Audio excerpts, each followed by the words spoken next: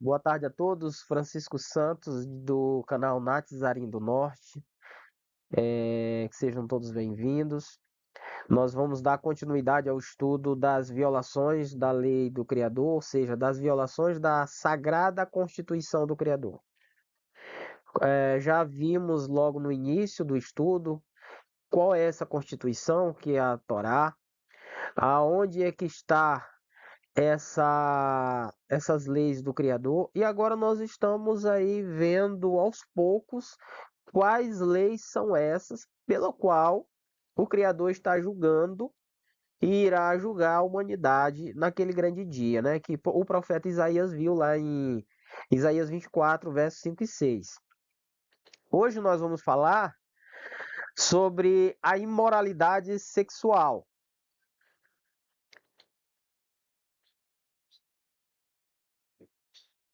Os alimentos são para o estômago e o estômago para os alimentos. O Criador, no entanto, destruirá tanto um quanto o outro. Mas, ou seja, porém, o corpo não é para servir à imoralidade, e sim para o Criador. E o Criador para o corpo. Quando você ouvir, ou provavelmente já ouviu essa expressão, o que é bonito é para se mostrar, o corpo é meu, faço dele o que quiser, essa pessoa está completamente enganada e equivocada. Só existe dois caminhos, porta larga e porta estreita. Caminho de salvação, caminho da perdição. Só existe dois, o Criador e seu adversário, Satanás. Então, outro serve um, outro serve o outro. Não existe terceira via. Então, ou o teu corpo ele é oferecido como sacrifício ao Criador, ou ele já é do diabo. Não tem terceira via. Então, ou você se veste e honra o nome do Criador de acordo com a vontade do Criador, ou você está se vestindo de acordo com a vontade do diabo. Ou você come, se alimenta da forma que agrada o Criador, ou você come e se alimenta da forma que agrada ao diabo, né? Então a gente vai ver nesse momento aqui que o nosso corpo, ele não é nosso, nós somos servos. Então, outro é servo do Criador, outro é servo do diabo. Então, se tu é servo, o teu corpo não é teu. Como o texto deixa bem claro, o corpo é do Criador. Porque primeiro foi ele que fez este corpo, este tabernáculo. Não sabereis que os vossos corpos são membros do Machia, ou seja, do nosso Salvador Yahushua? É uma pergunta. Tomarei eu os membros do Machia e os unirei a uma prostituta? Outra pergunta, e ele mesmo responde, de forma alguma. Verso 16. Ou não é do vosso conhecimento que quem se une a uma prostituta torna-se um corpo com ela? Porquanto está escrito, os dois serão uma só carne. Fugi, portanto, da imoralidade sexual. Qualquer outro pecado que uma pessoa comete, fora do corpo os comete. Todavia, quem peca sexualmente, peca contra o seu próprio corpo. 1 Coríntios, verso 6, 13, verso 14, 15, 16 e verso 18.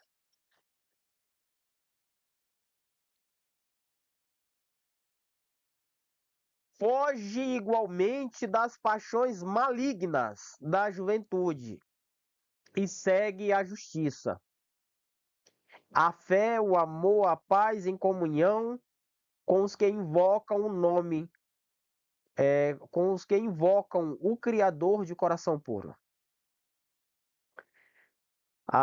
O mandamento aqui, 2 Timóteo 2, o verso 22, deixa bem explícito que é para que os jovens, onde essas paixões estão mais afloradas, para que eles fujam dessas paixões malignas. E segue a justiça. Mas o que é a justiça? Por exemplo, nós temos a Constituição brasileira. É a justiça do nosso país. é pela qual os cidadãos brasileiros são julgados. Os Estados Unidos têm a Constituição americana, é a justiça americana, pela qual os cidadãos americanos são julgados. Então, o nosso Criador, ele tem a sua Constituição, que é a Torá, aonde está expressa ali as suas leis, os direitos e deveres de um cidadão para com o outro, em meio à sociedade, dos filhos para com os pais, dos pais para com os filhos, do esposo com a esposa, da esposa para com o marido, e de um todo, ou seja, de toda a humanidade para com o seu Criador. Lá está escrito todas essas coisas. Então, é essa justiça que o Criador está falando. O Salvador, ele não foi chamado de justo, não foi à toa, porque ele guardava toda essa lei. Ele era um exímio guardador da lei do Criador. Então, é essa justiça que Timóteo, Paulo está falando aí para Timóteo fugir, porque Timóteo era um jovem, para fugir fugir das paixões malignas e seguir esta justiça. É essa a justiça. Porque no momento que você é um violador desta Constituição, você torna-se um criminoso, passível de pena, ou seja, da penalidade da Constituição. Sendo assim, fazei morrer tudo o que pertence à natureza terrena: imoralidade sexual, impureza, paixão, vontades mais e a ganância, que também é idolatria. Colossenses 3, verso 5. Então, os textos aí vêm falando de maneira bem clara, objetiva, condenando a imoralidade sexual. Porquanto, podeis estar bem certos disto: nenhum imoral, ou impuro, ou ganancioso, que é idólatra, tem herança. Eu até aumentei mesmo aí, ó, deixei bem grande para as pessoas entenderem. Nenhum imoral ou impuro tem herança no reino do Machia e do Criador. Nenhum. Efésios 5, verso 5. Por que que eu frisei aí, deixei, aumentei para ficar bem grande para as pessoas dizerem: não, mas eu nunca vi isso, nunca enxerguei. Eu tenho a Bíblia debaixo do braço, nunca passei por esse texto. Nós vamos entender depois, porque aqui está falando para fugir da imoralidade, depois saber o que é imoralidade sexual. Porque aqui já vem falando um pouco, já vem entregando aqui algumas coisas, o que é imoral, né? O que é imoralidade sexual. Depois a gente vai esmiuçar melhor, a gente vai estudar melhor, pontos por pontos, o que é essa imoralidade sexual. Que é tão grave diante do Criador que essa pessoa que é considerado imoral, ou seja, pratica a imoralidade sexual, ou é um impuro, que a imoralidade também torna você impuro, o pecado torna você impuro, e a impureza vai tirar você, né, do reino do Machia, o reino do nosso Salvador. Está lá em Efésios 5:5.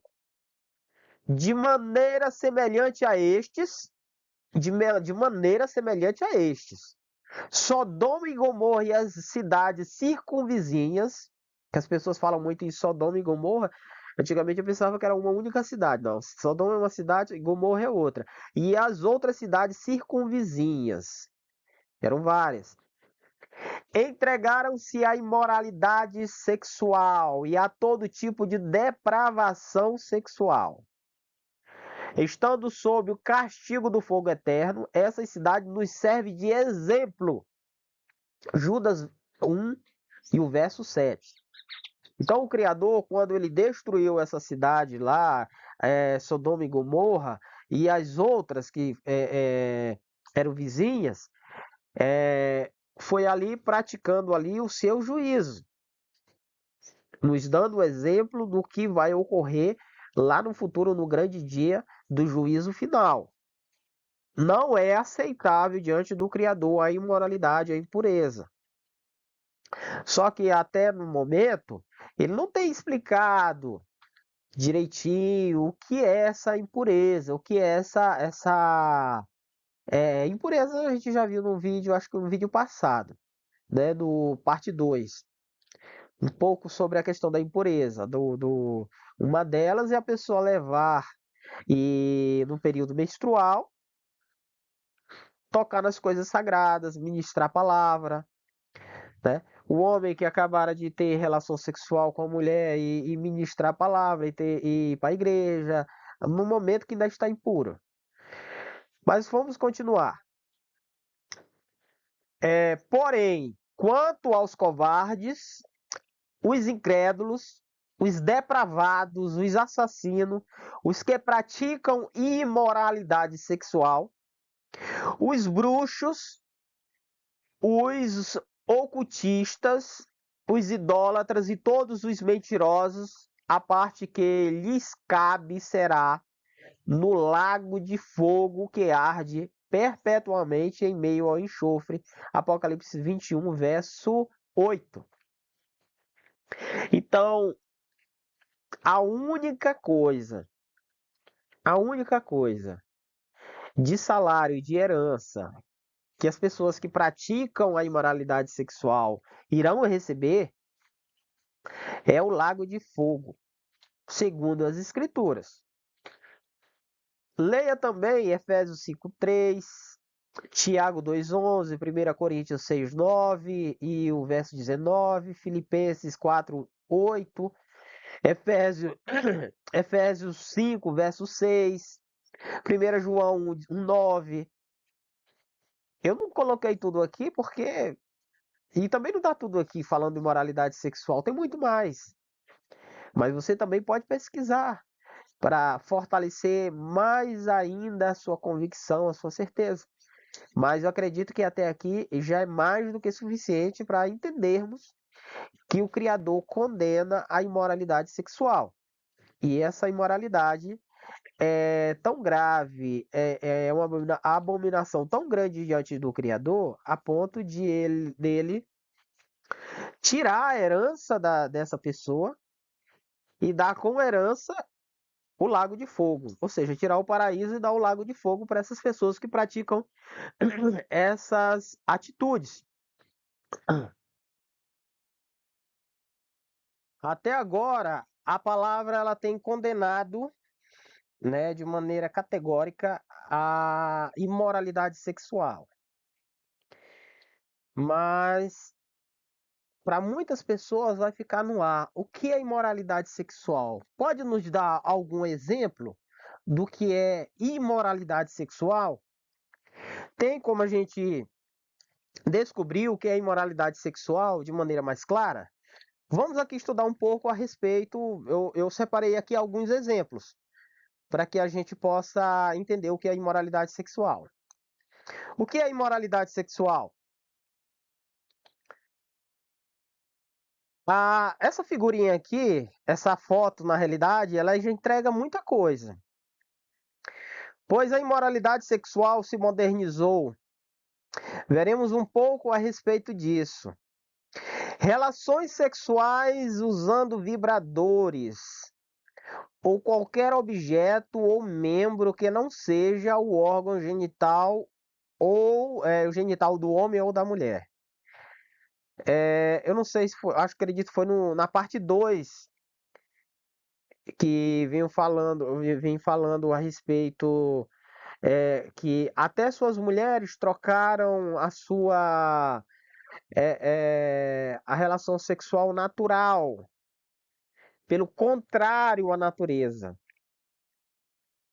Desde quando o homem ele nasceu com um pênis de borracha extra, onde é que isso faz parte do natural de uma relação sexual de um homem com a mulher? Da onde é que você vai ver um animal usando um, um, um pênis de borracha no animal fêmea? Não existe, porque pelo menos os animais eles seguem a lei que lhe foi dada, que foi pelo qual eles foram criados, né? Então, hoje Entendam bem, olha aqui esse anelzinho aqui que muitos homens colocam no pênis para ficar vibrando.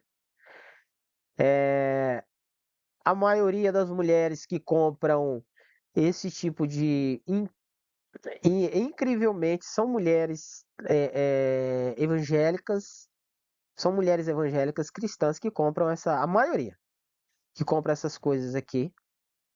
Isso daqui por pesquisas de pessoas que vendem e pesquisa minha própria mesmo, mas eu creio que vocês aí sabem que a maioria são pessoas evangélicas, mulheres cristãs, que acabam usando esse tipo de coisa aqui. Por quê? Porque a mídia constantemente vive falando que deve se usar, que é bom. Olha, eu vi podcasts de mulheres ensinando a usar isso daqui, ó. Esse, esse negocinho aqui com uma pérolazinha roxa, porque eu acredito que a minha seta não vai aparecer no vídeo. Colocam no ânus e vão para supermercados e passam um dia com esse troço aqui dentro do ânus. Então, esse tipo de comportamento, agora você já imaginou uma mulher que se diz cristã, uma mulher que se diz serva do Criador, pegar um pênis de borracha ou esses outros tipos de objetos, e no momento de uma relação íntima com seu esposo, ela querer ser introduzida por esse tipo de coisa, ou o marido querer introduzir na sua esposa. Então, esse tipo de situação aqui, agora já existe até o sex shop gospel. Não entendo a diferença do gospel para o que não é gospel. Porque uma prótese de borracha, ou seja, um pênis de borracha, gospel ou não gospel, é a mesma coisa. Qualquer um desses objetos vendido num sex shop gospel, não gospel, é o mesmo do gospel. Eu não sei o que que muda. Qual é a diferença? E prefiro aí continuar não sabendo, porque não tem mudança de nada. Mas isso virou uma febre, uma moda que as pessoas, principalmente no meio cristão, usam bastante esses objetos aqui. É muito vendável. Isso aqui é uma indústria bilionária. Ganha muito, muito dinheiro. Então, a começar por exemplos de o que é imoralidade sexual, é coisas contrárias à natureza. Coisas que está fora do natural de uma relação sexual de um homem para com uma mulher. Você pegar e introduzir objetos na sua esposa, como agora infelizmente já piorou, agora tá pior, agora é o tal do sexo inverso, que agora é a mulher que está introduzindo no homem. Aí quando a gente pensa que não vai piorar, piora. Então esse tipo de atitude que é imoralidade sexual, pela qual os textos lá, que são muitos com fartura, falam de maneira bem clara e evidente que essas pessoas não vão herdar o reino do Criador, vão ficar de fora do reino. Mais polêmico do que acabamos de ver é este outro tópico aqui, este outro exemplo de imoralidade sexual. Sexo oral. Por que será mais polêmico do que o primeiro? Porque o primeiro já está enraizado na cultura brasileira, na cultura no geral evangélica, cristã, do uso desses objetos, dessa prática. Mas o sexo oral é defendido por todas as denominações cristãs. Raramente desconheço alguma que não defende o sexo oral. Mas por que o sexo oral ele é imoral? Ele é uma prática imoral, que faz parte da imoralidade sexual. Vamos ver aqui. Primeiramente, a foto ela fala por si só. Então, a imoralidade sexual oral A própria ciência confirma que pode sim, através deste ato, ser infectado com herpes, gonorreia, clamídia e até desenvolver câncer de garganta e etc. Porque são muitos, não posso colocar todos os exemplos aqui. E a palavra é bem direta e ela fala: aquele que destruir o templo do Espírito Santo, de corpo aqui, o seu corpo, eu o destruirei. Porque o nosso corpo não é nosso, é do Altíssimo, é do Criador. Entenda bem isso. Como vimos acima, este corpo não é nosso, é o templo do Espírito Santo. Quem o destruir, o Criador o destruirá. Tem fotos ainda muito mais impactantes de pessoas que foram infectadas por essa prática de sexo oral. Então, não é uma prática comum, pode causar muitos malefícios, certo? Muitos malefícios mesmo. Então, é sexo oral, é imoralidade sexual. Infelizmente, toda a cristandade defende essa prática como sendo legal, mas não é. Causa muitos problemas de saúde. Muitos problemas mesmo, pode trazer problemas graves para a saúde da determinada pessoa.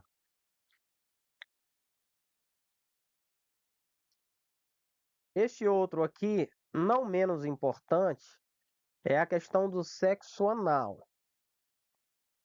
Quando eu comecei a estudar, há muito tempo que escrevi já há um bom tempo eu escrevi um livreto, porque isso aqui é um resumo de um livreto que eu escrevi. Inclusive, eu quero criar um link aqui para poder disponibilizar ele em PDF de graça para a pessoa poder baixar, estudar de maneira mais abrangente, porque isso aqui é apenas um resumo. Então, sexo anal. A maioria das denominações hoje, pelo menos aparentemente, elas condenam essa prática, pelo menos verbalmente. Quando eu comecei a ver a aceitação e as pessoas, líderes religiosos, muitos deles incentivando o uso de algumas coisas, de sex shop e tudo, eu digo que isso daí vai abrir um precedente para muita coisa. Então, hoje todas as denominações defendem o sexo oral, grandes e pequenas.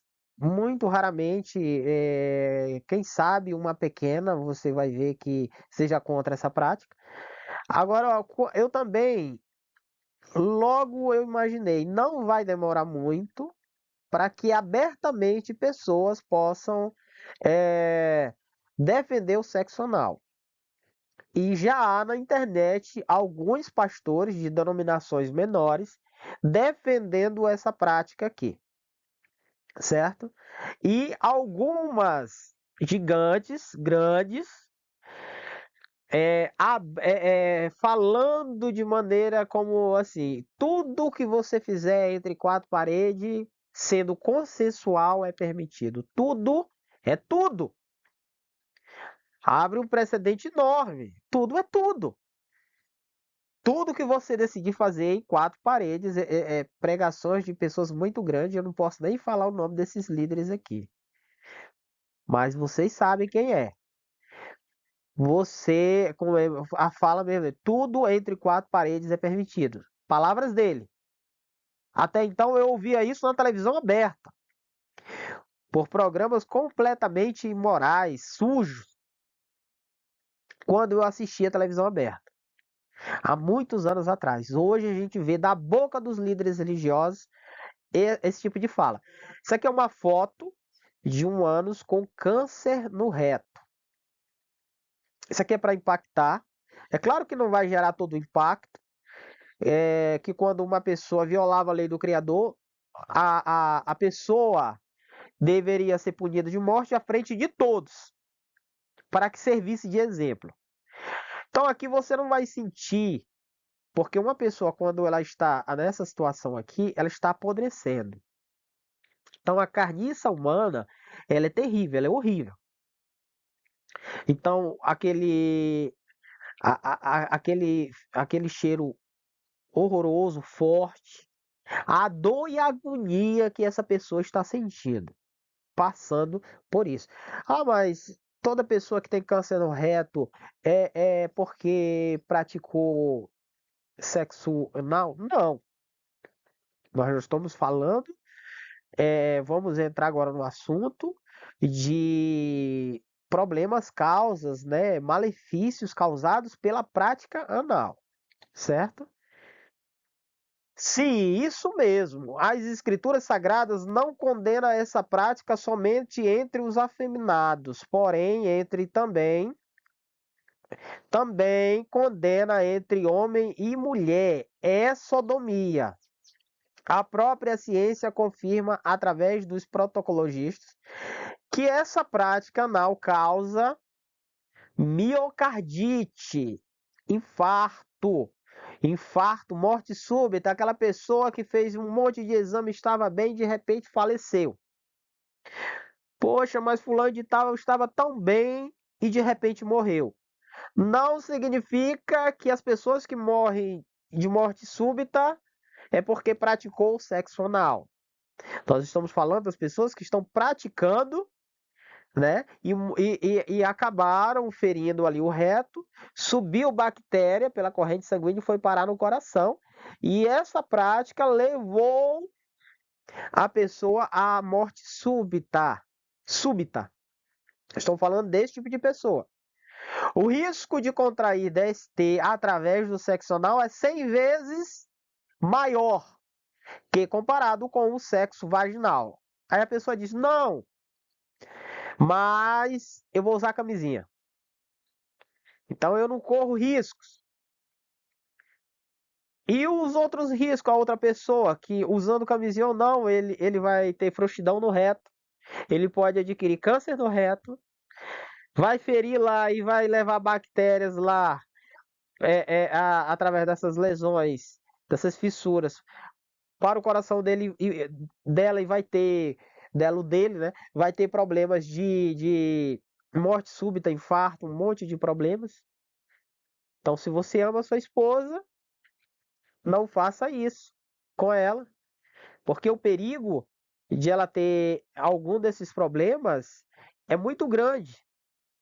E lembrando que por mais que você tente fazer, que nem muitos a gente vê pela televisão ensinando devagarzinho, aquele jeito, daquele outro jeito, é pecado de qualquer forma. E está correndo o risco de ter problemas graves de saúde de qualquer forma, certo? Então, esses dias agora apareceu aí uns vídeos, estava até vendo, de homens que foram presos. Aí na revista, na delegacia, estavam usando calcinha. Por quê? Porque é um fetiche da esposa. E assim como tem mulheres e tem homens que gostam de receber, ser sodomizado pelas suas esposas. Então, se você ama seu marido, não faça isso com ele. E se você ama sua esposa, não pratique isso com ela, porque isso vai levar ela possivelmente a problemas graves de saúde, até mesmo a morte, e ao inferno, que é a morte para sempre. Continuando, câncer no reto, frouxidão, e não há cirurgia, viu?